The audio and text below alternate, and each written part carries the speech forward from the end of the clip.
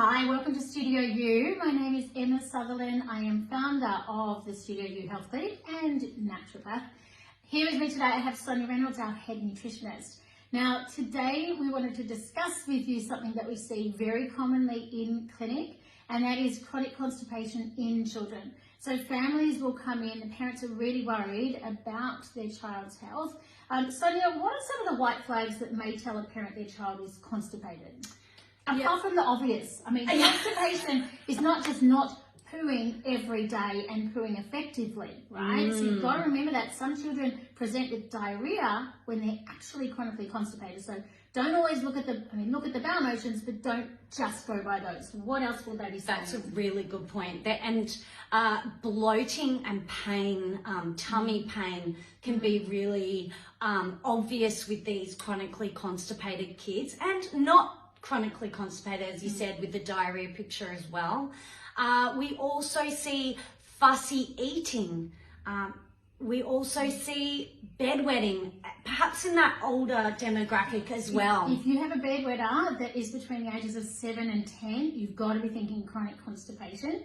The other thing that I see is skin issues. So whether you're talking eczema, rashes, skin reactivity, it's because the child is not clearing out their toxins and their skin becomes more fragile. So we see this so often, but what's the solution that they all have come in with?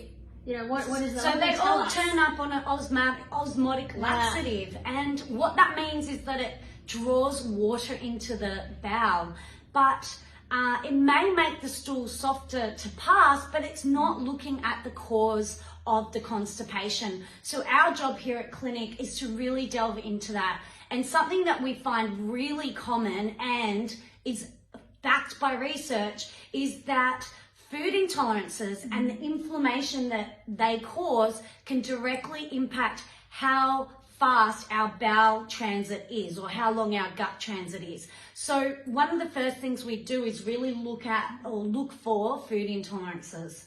Yeah, it is really common in that patient demographic that they will be suffering from food intolerances, and it's often the food that the child absolutely loves. Yes. And is living on and having Cheese. 4 or 5 times a day, that food category. So it's really important to see a health practitioner that is qualified and has experience in doing this, because you do not want to be avoiding large groups of food without making other dietary amendments, and you need to do this under the supervision of a qualified health professional. So please do not start eradicating big food groups from your child's diet.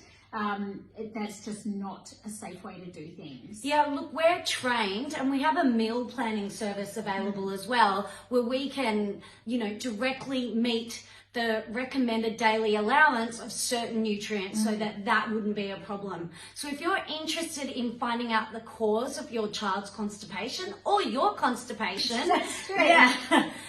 book in for a 15-minute free discovery call. Thanks.